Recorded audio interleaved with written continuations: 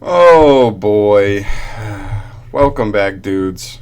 Lady dudes, welcome back to Just Nuts, guys. Today I'm doing a regional recap because literally yesterday, on the 24th, I went to the Laurel Regional in, I guess, is Laurel, Maryland or is Laurel, Virginia? I can't even know, but it's like right, it's whatever, it's in that area. It's like an hour away from me. But I went with Chris. You guys have seen Chris on the channel a couple times. Hopefully, he's a good friend of mine. We went together.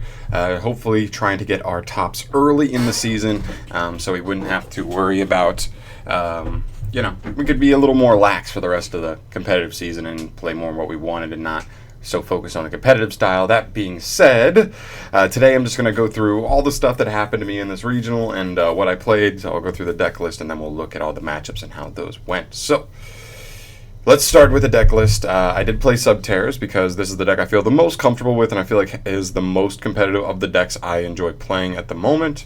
It's really good, and one thing that I don't want anybody to forget as I go through all these matches, do not mistake me. Well, even though I was not what you would call successful at this regional, my deck was really good. We'll see, So Subterra Guru, we'll start there. 3 Guru, 3 Fiendus, Archer, and Umastrix, super standard for the monsters. Hand traps, 3 Ash, 3 Ogre, 1 Veiler, and I actually have 2 Impermanents down here. I just want to visually appealing, keeping the purples and the greens and the browns separated. So 9 hand traps.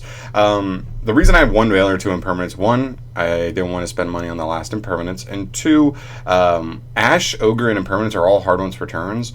So I was kind of like, you know what, I'm okay if Veiler's there because I guess it semi-limits like the possibility of opening 2 Impermanents and just even bricking even more with just like dead hand traps in hand, right? So I thought I was fine with it. It was good. They were all good.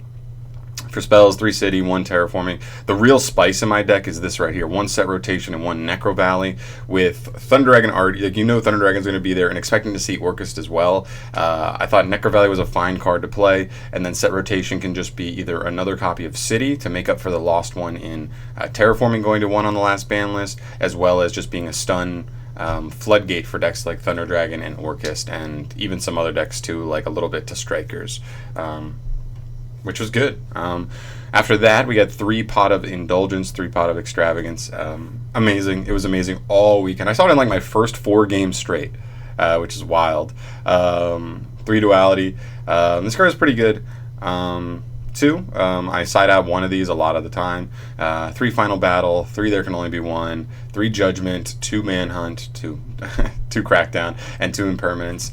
Nothing super crazy here. I know some people like to play 2 Final Battle, but I just felt like there are hands where if you don't open City to get Final Battle or don't search Final Battle, sometimes it's really good to open it with Guru because it just eliminates the possibility of those awkward hands where you just set Guru, set traps. Of your opponent just being able to run over Guru, and even though you get a search, he can't search City and he can't search himself. So you're forced to search like an awkward piece, like you're forced to do like an awkward play. So I didn't want that to come up as much. So make him indestructible by those battles, and then if my opponent is scared to attack into him, flipping up on the end phase and getting an extra search is really nice as well. There can only be one, or there can be only one is just too good. Like it's literally good against like every single deck. I would not play it. It's good going first and second. Judgment is a card I decided to play instead of Super Poly in the main. I just felt going first it's like too good, and Super Poly felt a little unreliable in this tournament. I wasn't really sure what to expect just because we are in sort of a new format, but honestly I should have played Super Poly. But this was still good, so I'm not sure if I would have just dropped this for Super Poly. I don't know. 2 Crackdown.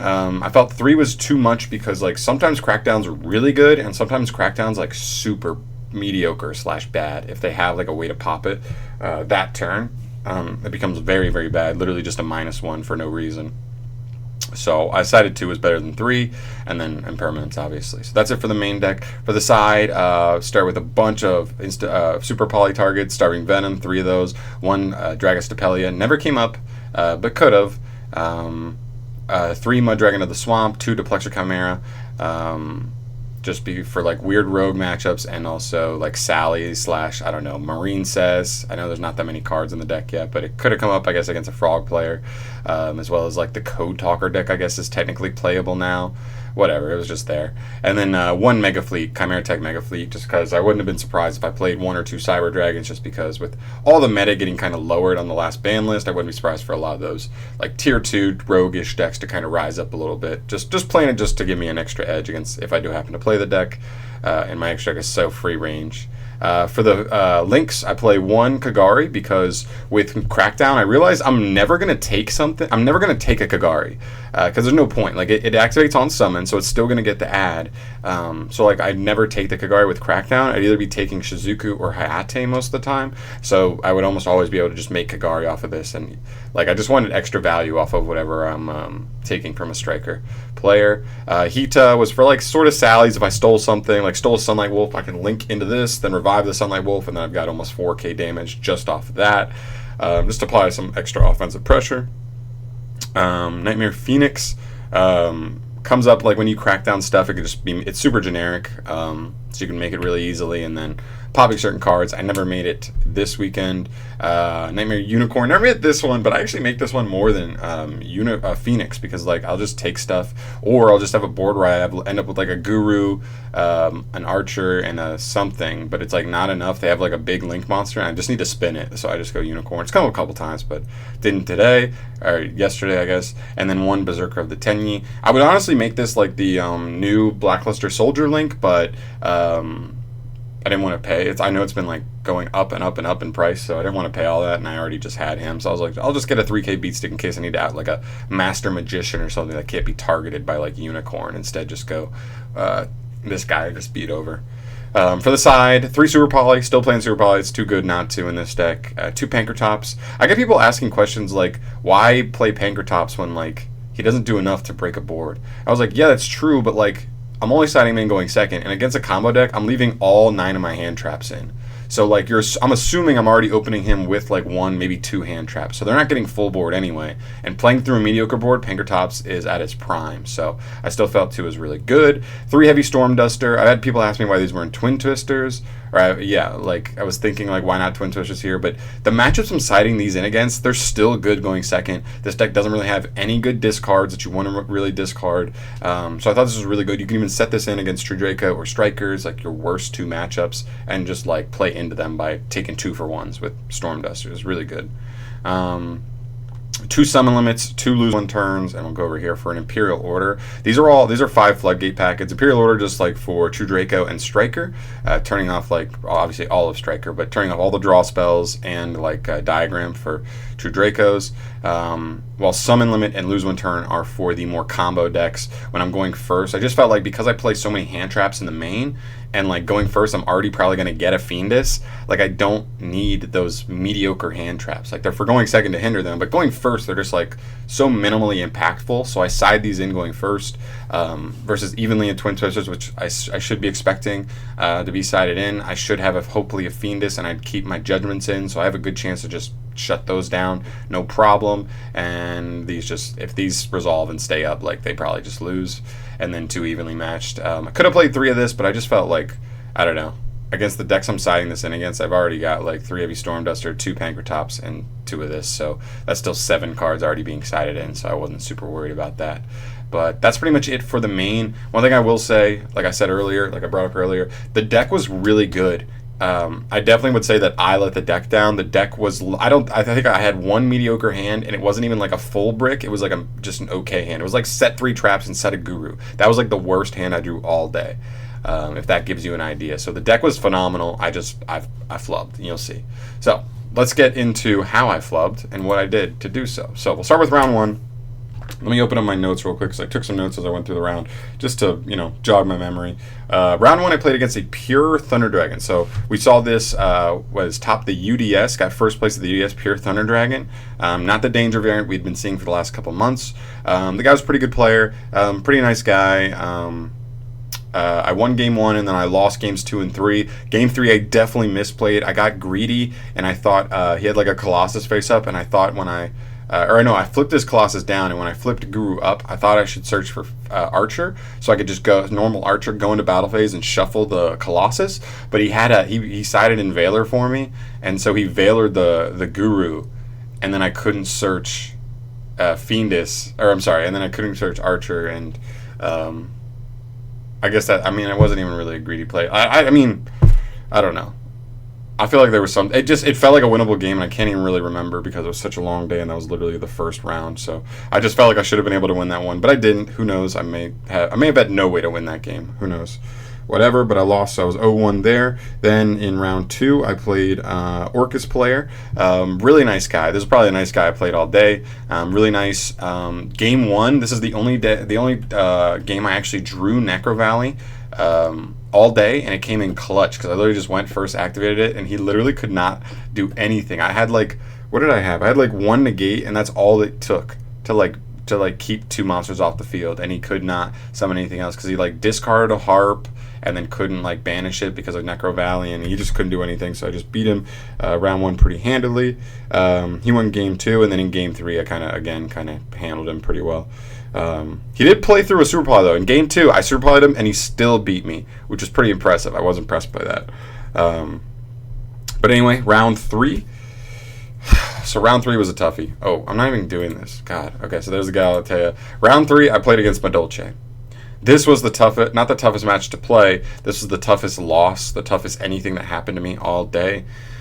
So round 1, I kind of handedly win, right? Not a big deal. Round 2, he's able to OTK me, which is whatever. You know, he got the OTK in. It is what it is. I didn't have enough, and he was able to extend past it. He had like twin twisters and panker tops and stuff. So you know, he was baiting out stuff before going into his actual like Madolce combo. In game 3, so game 3, I make him go first. He normal summons. What is her name? Angeli. An on-normal summon, I drop it in permanence, negating Angeli. So, and he passes. He literally has nothing else. He passes right there.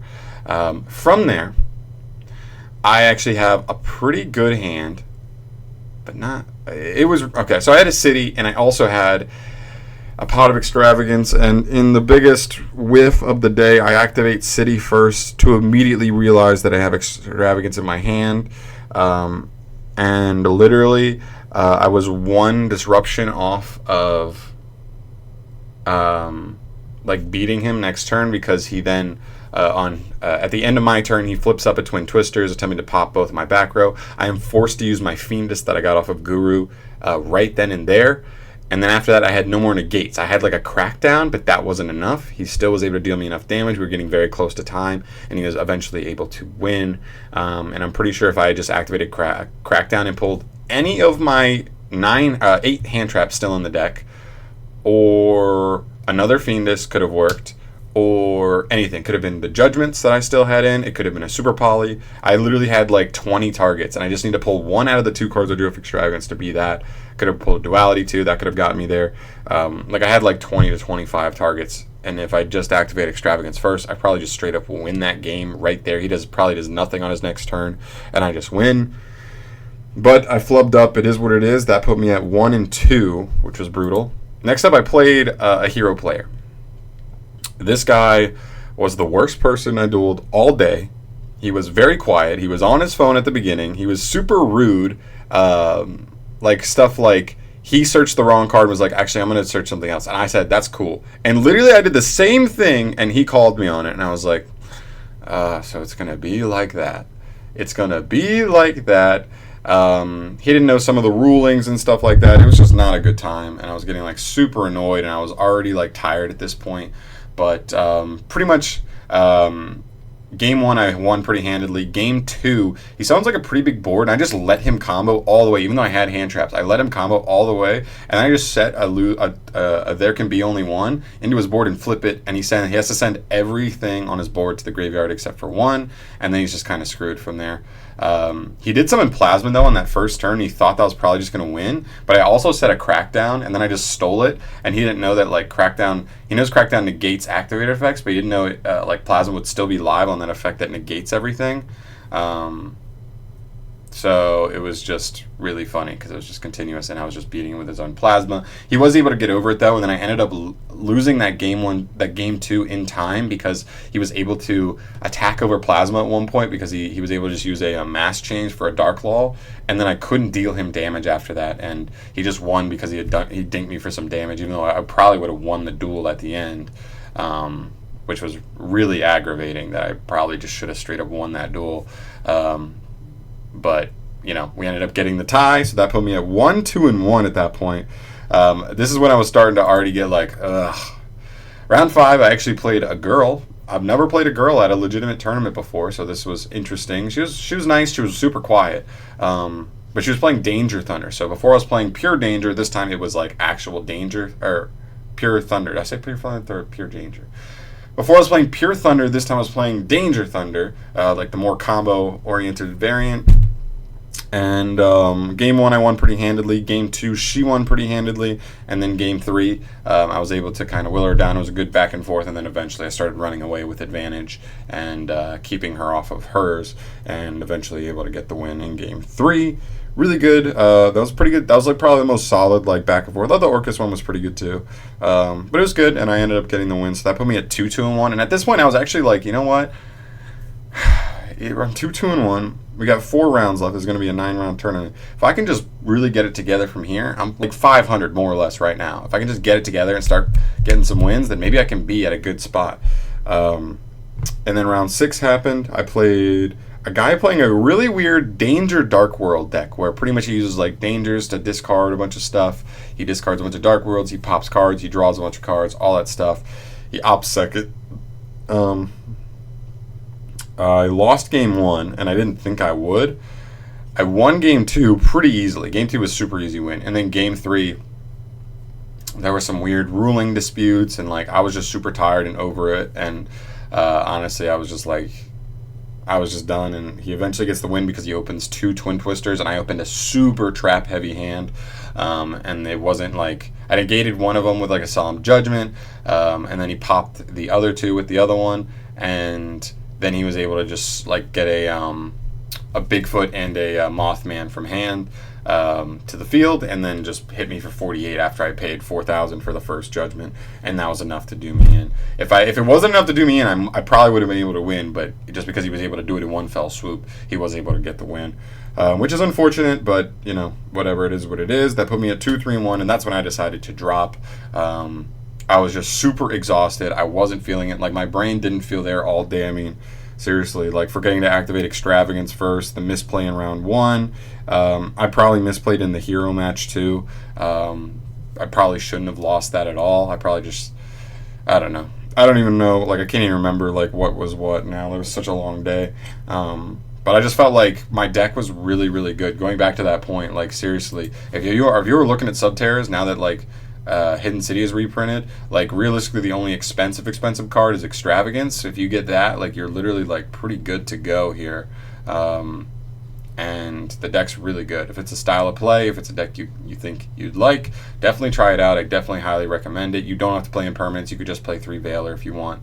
If you want to play the budget variant, it's not once per turn, so it's still good. Just loses to what's it called? Call by the Grave. That's the only difference, really. But yeah, the deck was really good. I'm not really mad. I'm still learning. This is only my second regional ever. My first one went way better than this one, obviously, but this, at least for this one, I'm glad to have more experience on my belt, and hopefully it'll help me do better in the future. I think I'm going to change it up, though, next time. This is the second time I've taken Subterrors. I think I'm going to try out some different decks. I'm looking at possibly trying to make Lair of Darkness, like, legitimately good and stuff like that. So definitely coming up when I go to a new event, I'll give you that recap as well. Thank you so much for watching, guys. I know this video is probably longer than it should have been, but thank you if you stayed this long. If you enjoyed the video, definitely subscribe to the channel for more stuff from me in the future, and I'll catch you on the flippy floppy. Peace out.